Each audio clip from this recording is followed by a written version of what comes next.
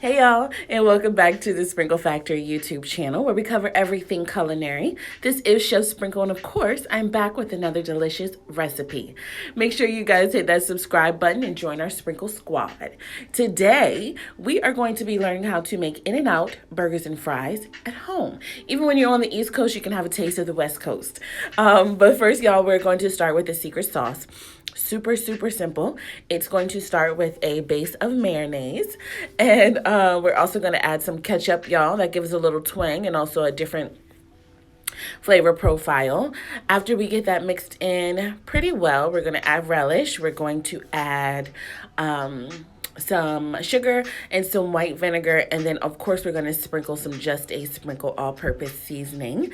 Mix it up. You're going to cover it up, and then at that point your secret recipe for In-N-Out spread will be complete.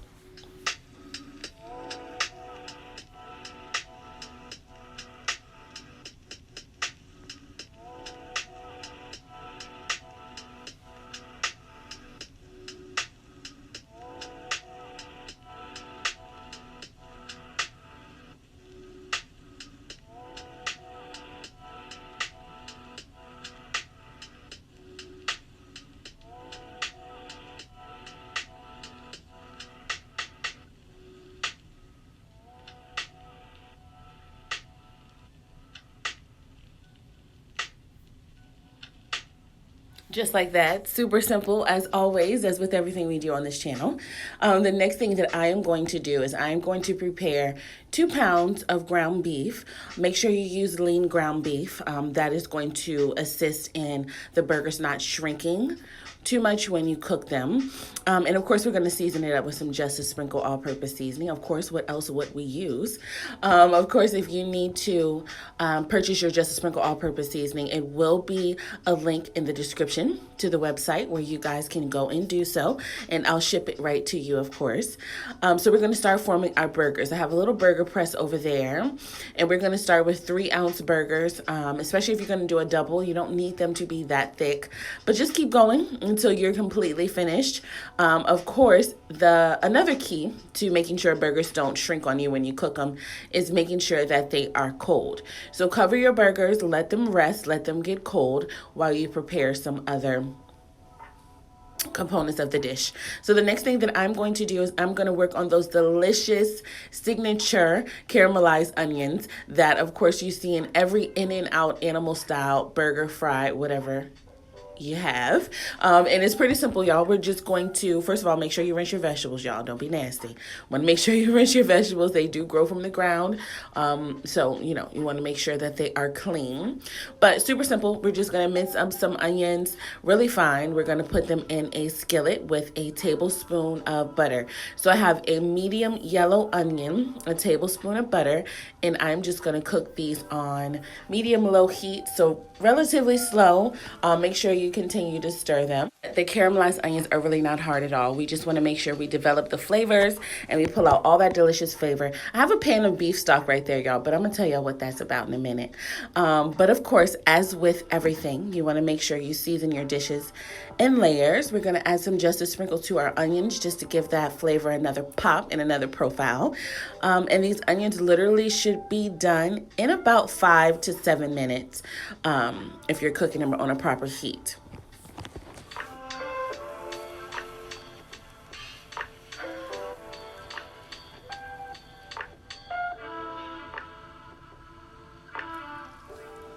One of the tips for the onions at In-N-Out is you want to make sure that you get all those flavor particles off the bottom of the pan. So what you're going to do is you're going to add a tablespoon of water, cook it in, make sure it dissolves, then add another. You're going to do that up to 3 tablespoons, and your onions will be a perfect match to the legendary In-N-Out burger.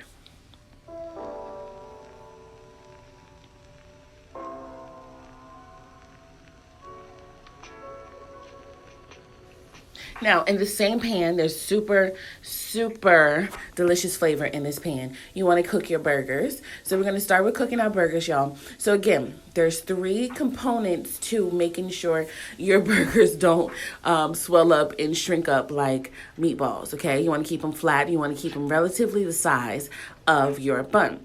So the first thing is going to be buying lean ground beef, okay? So the more fat there is in the beef, the more the burger is going to shrink because the more fat it has to melt off, okay? Number two, you want to make sure that your burger is chilled. When your burger is chilled and then you put it in the pan, it takes longer for the fat to actually melt off and shrink it. So if we put this in a high pan right now, it will shrink it immediately, and you'll wind up with smaller burgers. Number three, you want to make sure that you form your burger a little bit larger than what you want it to be, so that this way when you cook it off, you'll be all set. On another pan, I am frying up some hot dogs. I'll tell y'all why later, but I want y'all to pause the video and comment below. Do you guys prefer burgers or dogs? Which is your preference? Either way, we're gonna make these animal fries, animal burgers, animal hot dogs. It's gonna be delicious. So now with the animal fries, super simple, y'all. I didn't cut any homemade French fries. You know, nothing fancy. We literally just got your favorite French fries that come in the freezer section. Fry them up, and we are going to jazz them up. So, of course, as we all know, In-N-Out does use delicious American cheese, and it's always so perfect. So that's what I am going to stick to. We're going to melt the cheese over the fries. And then, of course, we're going to animal style it, and we're going to add our caramelized onions, okay? Put those to the side, put them in a warm oven, whatever the case may be, keep them hot, or make them after the burger, totally up to you. But we are gonna go ahead and toast some buns. So I have a hamburger bun, a couple hot dog buns, of course. And once these are toasted up, y'all, we are going to assemble our burger.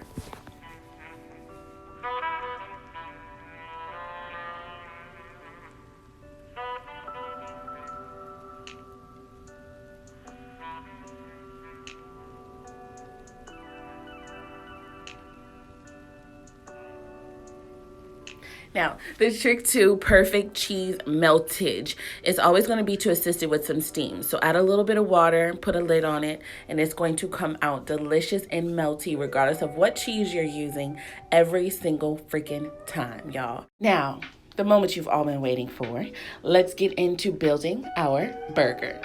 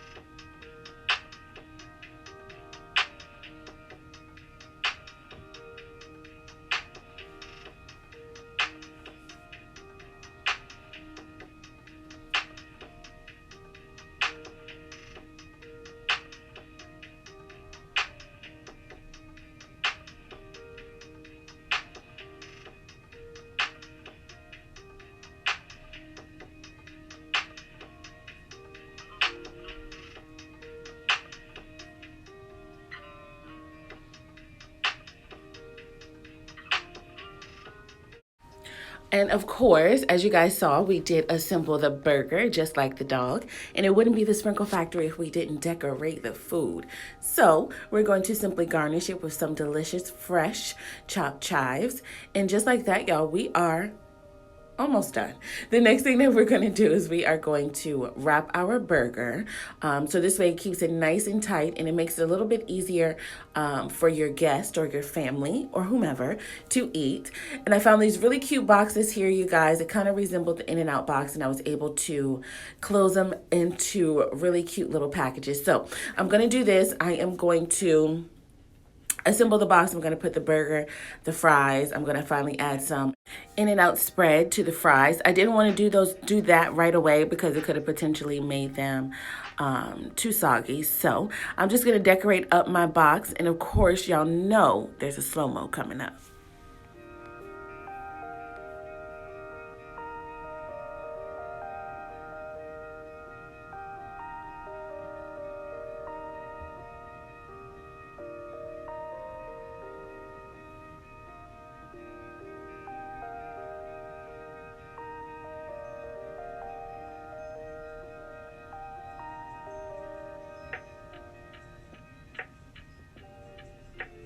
And now let's slow it down with a slow-mo.